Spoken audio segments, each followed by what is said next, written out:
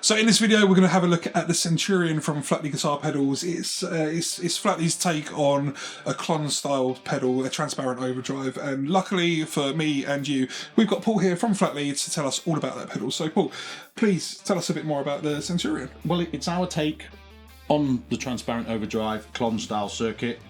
We've made our changes to it by a few components on the inside to try and make certain power supplies not cause any unwanted issues and stuff, and give it a little bit more of a fat sounding sparkle to the buffer side of the element. Again, everything else is still same as the Klon with the germanium diodes in there, and the same boost IC that's in there as well.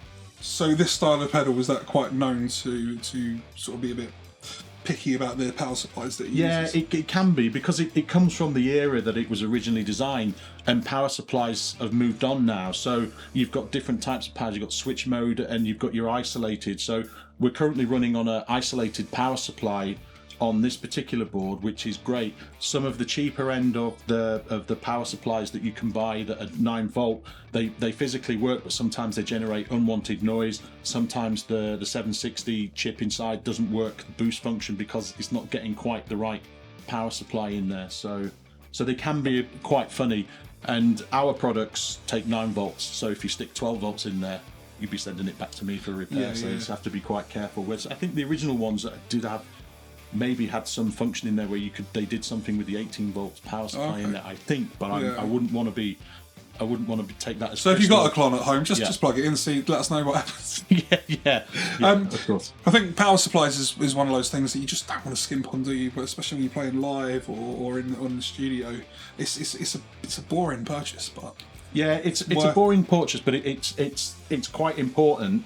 And also sometimes it can depend on the electrics in the building that you're in, so that, you know, sometimes you'll get this noise that sounds like somebody with a pneumatic drill about 10 miles away in the distance, and that can be caused by like really old electrics, and it just generates unwanted. So some of the more modern power supplies with the isolated will drown out this sort of stuff, and it'll compensate for it. Likewise, because they're isolated, it stops feedback from like delay line chips and things like an LFO circuits feeding back and causing unwanted noises in the circuit, particularly if you're daisy chaining your products as well.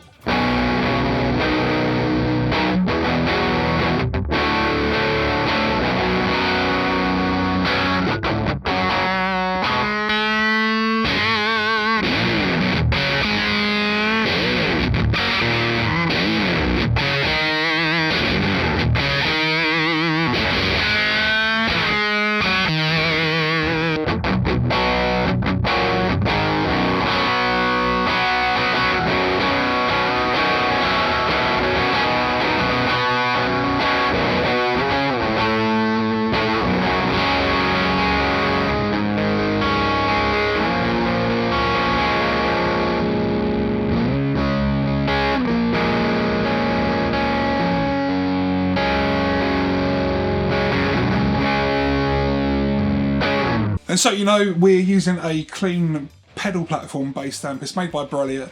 It's John Brilliant's version of just a really sort of kind of clean amp that takes pedals really well, doesn't really colour it in any major kind of way, so it really lets the pedals shine through. So hopefully from what you'll be hearing will be the most true kind of version of the sounds